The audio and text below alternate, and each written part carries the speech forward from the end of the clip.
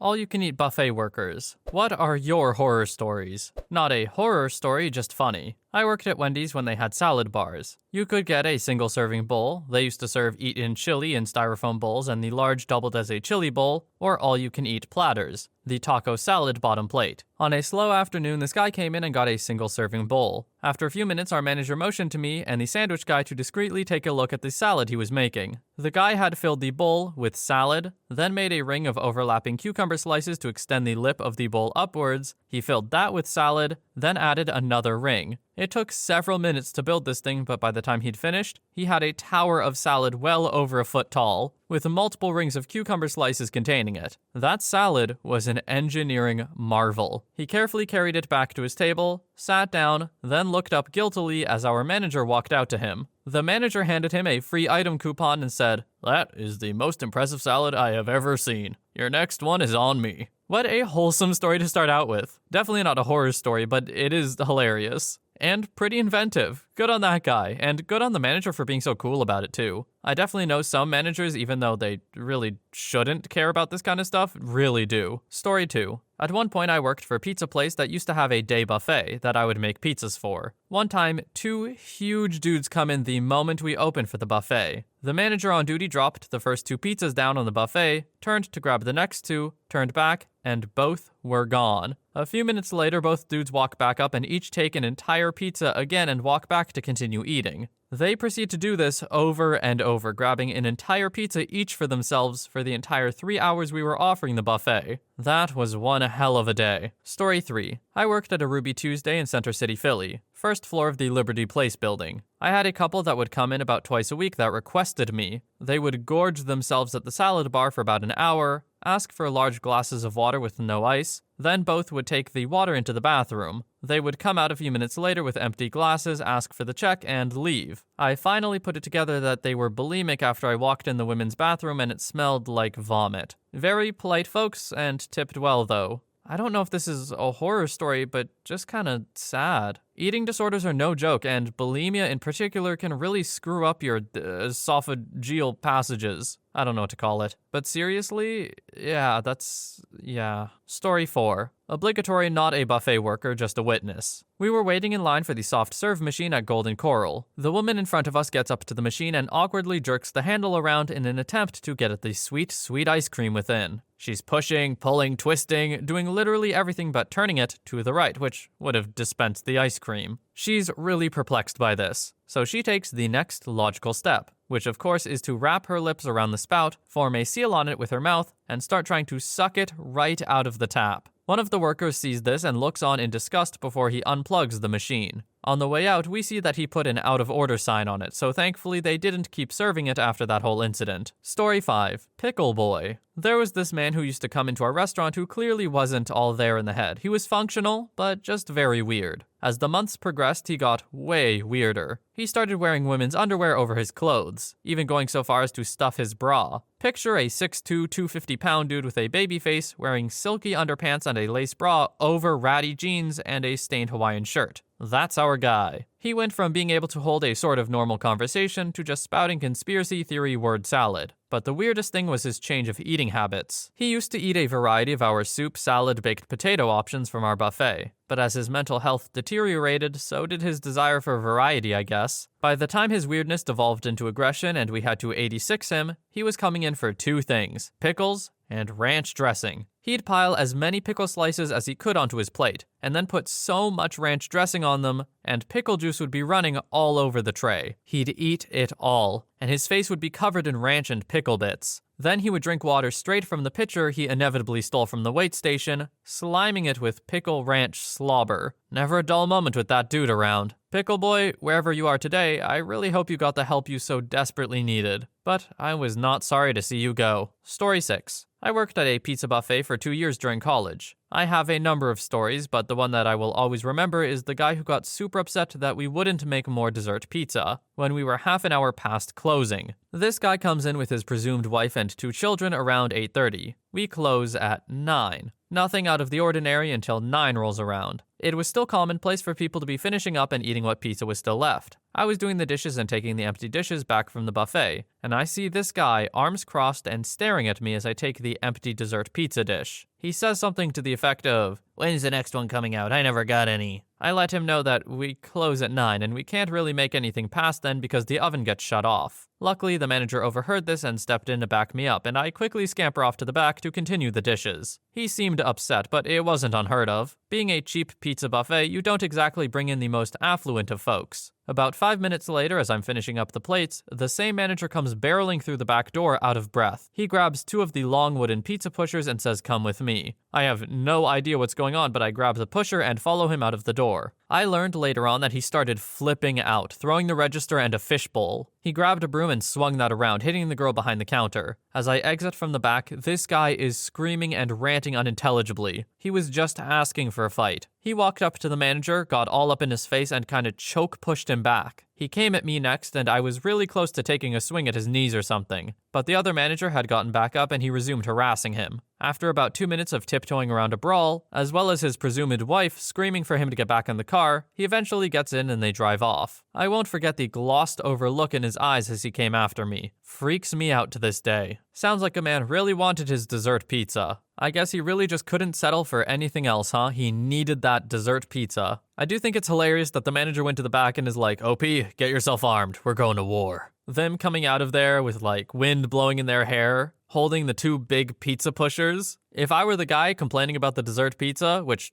I wouldn't be, for the record, but if I were, I would be terrified seeing them come out. I'd be like, yeah, no, I think it's my time to go. Story 7. I managed a buffet in a casino in Reno for a few months. Had this family come in. Mom, dad, 2 little kids. I get called over to the table because the mom had thrown up on her plate/table and wanted us to take it away and clean it up. I asked if she was okay, and she said that she always throws up when she eats cheese. She had gotten herself an enchilada. It was Mexican night. What the hell, lady? Enchiladas pretty much always have cheese. I told her I'd have to call janitorial because none of my staff were trained to handle biohazards. She didn't understand why I couldn't just take it. Janitorial came in and couldn't clean up because she refused to move from the table, so janitorial left. She calls me back over and starts yelling at me. Dad starts yelling too. Apparently she wanted to keep eating after throwing up, which I thought was really gross. I had them sit at another table so they could all keep eating. Janitorial came back and cleaned the other table. Finally, they get up to leave and decide to make a huge scene in front of the restaurant and demand their money back. I refuse. Dad gets in my face and starts shouting that I'm just a racist white jerk, and his wife makes loads more money than I do. I call security and they storm out, pulling pictures off the wall and shattering them on the floor. Dad also picked up a vase and broke it. The 2 kids are running around and banging on walls. Security finally shows up after they've ran off. I have to do a report and they were put on the 86 list. I frickin' hate people. Oh, I always love hearing stories about this when there are children involved. Those children are gonna grow up well adjusted and very kind. I just know it. Story 8. I worked as a server at a Chinese buffet, and 4 things came to mind instantly. 1. A middle-aged woman puked on her table and blamed it on giving herself the wrong insulin dose. The 4 mountains of food she destroyed probably contributed too. Profusely apologized and tipped me $1. 2. I tried to pick up a dirty plate off a table that had a big pool of hibachi sauce/grease on it. The customer stopped me and said, "That's the best part," then proceeded to drink the sauce like it was the milk after a bowl of cereal. 3. A young mother complained to me because the crab meat and cheese that we serve on the buffet menu made her child sick and they threw up. Her child was an infant, not even a year old. Now, I'm no childcare expert, but baked artificial crab meat and mozzarella can't be good for a baby. 4. The restaurant was raided by ICE one morning shortly before opening. The entire back of the house and one of our managers were deported. Back of the house was half Chinese and half Latin American. Story 9. Not an employee, but I was standing behind a woman at Hometown Buffet. She was getting some lasagna or something, basically a really cheesy pasta that when you lift the serving utensil, a lot of cheese hangs on. I witnessed her lift her pasta, twirl all the excess cheese that was connected around her index finger, and there was a lot, clip it off with her thumbnail, then fling it back into the pasta. I knew I shouldn't have been at Hometown Buffet in the first place, but this solidified my stance to never go back. Honestly, I don't even get what's happening here. Was she just playing with the cheese? Is that what's happening here? Or was there something more? At first I thought it was going to be like twirl the cheese around her finger and just eat the cheese. I'm like, oh, that's kind of weird. But flicking it back into the pasta, yeah, that's really weird too. Also, I can't even remember if I said pasta or pasta. I say it both ways sometimes, and if I mixed it up, sorry. Story 10. At one point, myself and 2 other family members worked at Golden Corral, each in different sections, because small towns don't have a lot of job options for high school/college kids. I worked in the bakery, which was surprisingly low in horror stories, other than the chaos that remained after a large group of children came through. My brother worked the steak station. He got these regulars that would tip him pretty well if he prepared blue steaks for them. The very idea of ordering blue steaks from a buffet makes me gag. My cousin worked the salad bar. Management would require her to keep seafood items on the bar for long after the point where they would be safe to consume. I think the record was chilled shrimp from Mother's Day that stayed for over a week and a half. They finally caved and let her toss them when a customer complained about the smell. That last one, oh, y'all are lucky the health inspector never showed up. That is a genuine threat to some people's lives. That's horrifying. Story 11. My parents owned an all-you-can-eat buffet, and I was there every day of my life from 4 to 14. My favorite horror story was when a couple came in to eat, obviously. They loved the crab legs, and every time my mom puts them out, they took them all. Also, just a reminder, crab legs are expensive. Forget the other customers, they just took it and ate it all. So they're there for maybe 2 hours now, and it's getting dark. They've eaten through at least a week's stock of crab legs, and my mom finally decides it's enough. She stops putting it out in the buffet, and brings individual plates to the customers who wanted it but couldn't get any due to this couple. Understandably, this couple is angry. They literally flipped the chairs at their table, flipped their plates, bowls, cups, etc., and completely trashed their area. Food was all over the floor, table, chairs. Sticky soda was dripping into the carpet. They left in a hurry, but someone caught their license plate. We called the cops, and I think they said they charged them with something. I can't remember the aftermath details clearly because I was probably 8 or 9 years old, 20 now. I just remember looking at the mess and feeling really angry that my sister and I had to clean it up with our mom. It was a family-run business, so we didn't have much help. Anyway, that's my horror story. The end. Story 12. Not a buffet, but I worked at a pizza parlor that offered a lunch buffet of endless pizza. The lunch ran from 11 a.m. to 3 p.m. This gentleman comes in, and I think he was homeless. He serves up a sky-high plate of pizza and just goes to town. He stayed from the very beginning to the very end to make sure he got his money's worth. Well, his body didn't appreciate being stuffed like a piñata of pizza. He got up, waddled fast to the bathroom, and next thing I know, I'm being told he has liquid crap trailing behind him to the bathroom and inside of the bathroom. I was informed by my boss about the incident. I told him I was just heading out for a break. I was not about to clean that up. There's that whole thing where people who have been starving for a while eat too much and literally unalive themselves from it. Or back before they knew that this was something that could happen, they would be given food and they would still not be able to handle just like a normal portion because they'd been starved for so long. I was very worried that was the direction the story was taking. I'm glad it was just what it was. And OP, I respect your decision to not be involved in cleaning that up. Story 13. Not a worker, but I was at a Chinese buffet with a hot pot option that you had to pay extra for. There was a separate section with the stuff for that which was raw. This guy loaded up his plate with all this raw stuff and was eating it, including dangerous stuff like shrimp. I think he may have been slightly intellectually disabled. The Chinese staff had to come over and inform him that he was eating the wrong things and try to explain it to him. He got really embarrassed and said that he did not understand how it worked. Between the Chinese staff with their limited English and this poor guy who was not really capable of really understanding what he had done wrong, it was one of those awkward moments in a life that you cannot forget no matter how much you try. Story 14. Not an employee, but a customer. A long time ago, my mom and I picked up a friend of hers and we went to a local Chinese food buffet. This place had a thing where you could get a pound of food for $5 in a takeout container, instead of sitting and eating at the restaurant if you want, so that was our plan. The three of us were browsing around the buffet line with our takeout containers, adding what we wanted to them, and then I noticed my mom's friend doing something frickin' disgusting. He was eating a chicken wing, like right in front of the buffet line, hiding his face behind his takeout container, and then he took the chicken bone and put it back in the buffet tray. I walked over to my mom and told her what he was doing, and at first, she thought I was joking. So she walked over towards him and he was now standing there eating a slice of watermelon right off the buffet and putting the rind back in the tray. So my mom is like, "What the frick are you doing?" And he's like, "Don't worry, I do this all the time, they never notice." So of course both me and my mom are panicking, worried that they're gonna call the cops or something because of this idiot. We basically pretend to not know him and continue to fill up our containers the right way. After a couple of minutes, one of the employees walks up to my mom and tells her that they noticed what the guy was doing, and they noticed that we were also uncomfortable about it and didn't intend to blame us. But they warned her that if she doesn't get him to pay for the food in his container and leave immediately, they will be calling the police. So of course mom tells him that we need to go, now. And he just brushes it off like, I don't care, they're not gonna do anything. Well, me and my mom walked up to the front, paid, apologized, and walked out and left him there. A minute later, you can see and hear him shouting with the staff. He throws his container on the ground and food splatters everywhere. He storms out shouting insults as he leaves, and of course gives them a, I'm never coming back. To which they reply, you're not allowed in here no more, we'll call the cops. So we're standing out by the car waiting for him. Of course, we yell at him for being a piece of crap. We get in the car and next thing you know, this dude starts pulling chicken wings and Chinese donuts out of his frickin' pockets and eating them. We dropped him off at his house and never spoke to him again.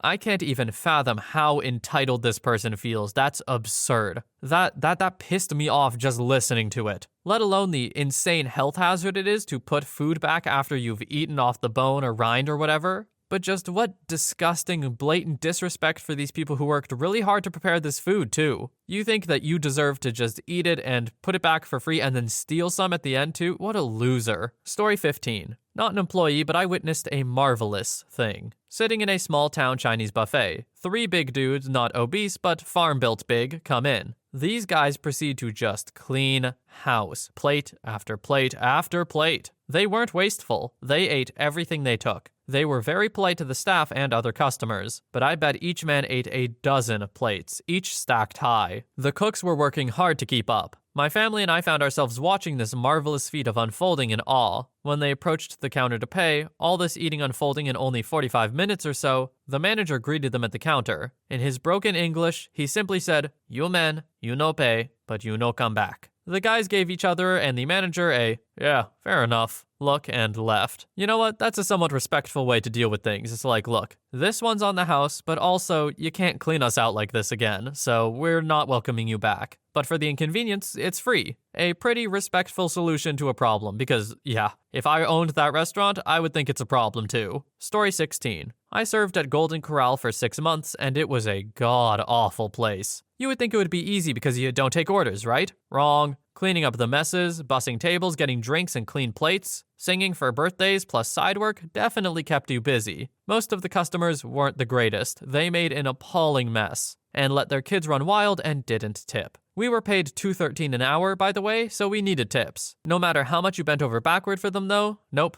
no tip. I saw so many unaccompanied kids reaching into the buffet serving dishes. I saw one kid dip his marshmallow into the chocolate fountain, lick the chocolate off, and put the same marshmallow back in over and over. The customers weren't normally very easy to deal with either. Rudeness was the norm there. For example, people got into a physical fight over a table on Easter Sunday. The managers were jerks too. They abused everyone. Both seemed to hate women and took advantage of the fact that a lot of the staff was foreign. When we got a negative mystery shop report, we all were gathered into a meeting to be screamed at. When the next shop report was excellent, nothing at all was said. The report was just posted to the bulletin board. My one boss told me to be sure to report all my tips to the IRS, since he was sure you'll be a waitress all your life. He wanted to make sure I would get something from Social Security when I was old. Spoiler, I'm no longer a waitress. I have a great job with an excellent retirement plan. Not that serving isn't a good job, but it made me so mad that I was 22 at the time and this was his assumption. The managers carried the tea bags in their pockets. If your customer wanted a cup of tea, you had to track down a boss and they would begrudgingly and snarling hand one over. Servers were also expected to catch and confront people stealing from the buffet,